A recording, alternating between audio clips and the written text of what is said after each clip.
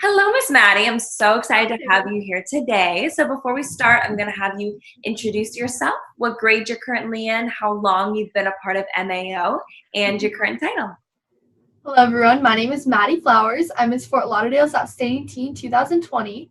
I'm currently in the ninth grade, and I've been a part of the Miss Florida organization for a year now. Awesome. And I had the pleasure of meeting you at the Miss Naples competition. I got to see you dance, and you were just so talented. And then I Thank saw you. you perform again when you won Miss Fort Lauderdale's Outstanding Teen. So I Mhm. had a couple questions for you regarding dancing. I wanted to know when you started dancing and what's your favorite part about performing? I started dancing when I was 4 years old. I took little ballet classes because I wanted to be a ballerina. And then I started competing at age 10, and I competed for 5 years. And my favorite part about dancing is getting to go on stage and show my personality through telling a story and getting to really come out of my shell on stage. You are so wonderful to watch on stage. You have Thank such an you. amazing ability of connecting with everybody in the audience, and I'm always just blown away with watching you perform. So I cannot wait for August when we're going to be at Miss Florida and Miss Florida's Outstanding Teen to see you perform again. So that's going to be so much fun. Yeah. Speaking of Miss Florida's Outstanding Teen, I wanted to hear a little bit about your platform. So my platform is Pancreatic Cancer Awareness, the Importance of Early Detection. When I was 4 years old, my grandfather was diagnosed with early stage 2 pancreatic cancer, and he was very lucky because they caught it very early on. He's actually going on 11 years cancer free now. And so, through watching his journey growing up, when I found out I needed to have a platform or something that I stood for, I knew that I wanted to talk about pancreatic cancer and spread awareness because so many people do lose their battle to pancreatic cancer. And we talked about previously, you're working on a book right now. So if you want to Yes. tell us a little bit about that and how it has to do with your platform. Yes, I would love to. So the book is called The Purple Monster, and during quarantine, I've gotten to write the first draft of it. And the whole idea behind it was I found out my grandfather had cancer when I was only 4 years old, and so I didn't really understand or grasp the concept until more recently. And so the idea behind it was a way for kids to better understand, talk about pancreatic cancer in a way that they could comprehend. And so the book pretty much goes through this little girl, Hope, and she's 4 years old, so she kind of represents me in that way, and she's talking about pancreatic cancer with her grandfather, and he's telling her the story of how he beat the purple monster, which represents pancreatic cancer. That's so amazing. And what a great way to spend some time during quarantine now that we have a little bit more time to work on things like that. So, speaking of quarantine and staying at home, I was wondering if you had any recommendations for me movies, shows, cooking. I'm running out of things to watch and bake, so I need some recommendations. Yeah, I've baked a lot of cakes recently. I am no baker. I'm very bad at it, actually. My parents never eat it, and they always tell me to stop baking because it's not good. But I'm working on it. I'm getting better over quarantine. I actually made a pretty good cake the other day. I was pretty proud of it.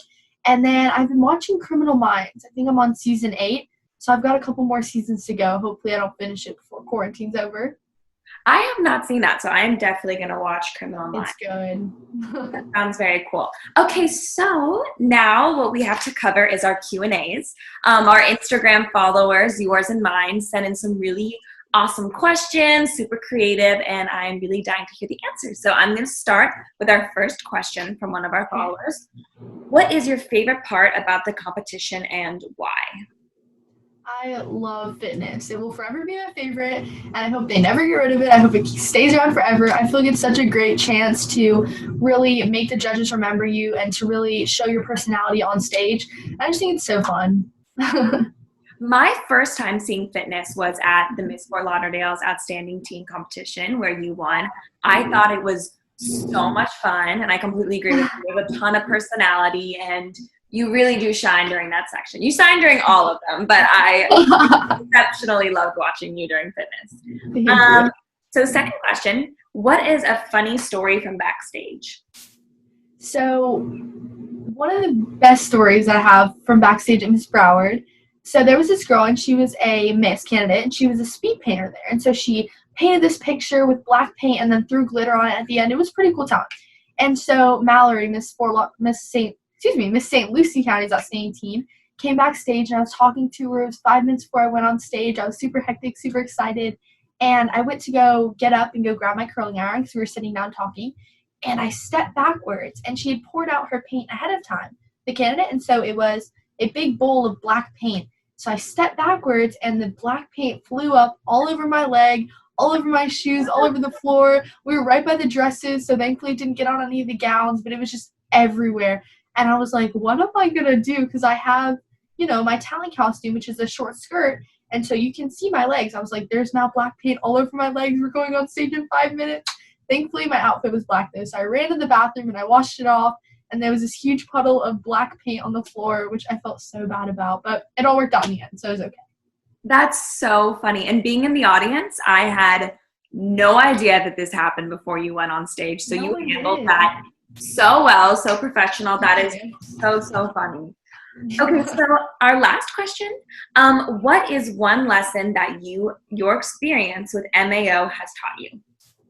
I've learned so much from competing this past year and from going to Miss Florida last year, but one of the biggest things that I learned from competing is that if you're not doing it for the right reasons, you're definitely not going to get anything out of it. Because I've competed with girls who absolutely love it, and I've competed with girls who just weren't really that into it.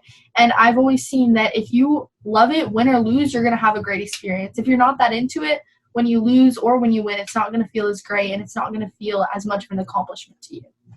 That's so true. And just hearing you talk about MAO and watching you compete, I can definitely tell how much love you have for organization and competing in your platform. Yeah. So this has been so much fun.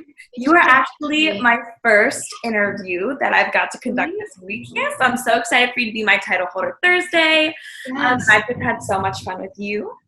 And I cannot wait to see you in August. Yes. Bye. Bye. Thank you so much, Maddie.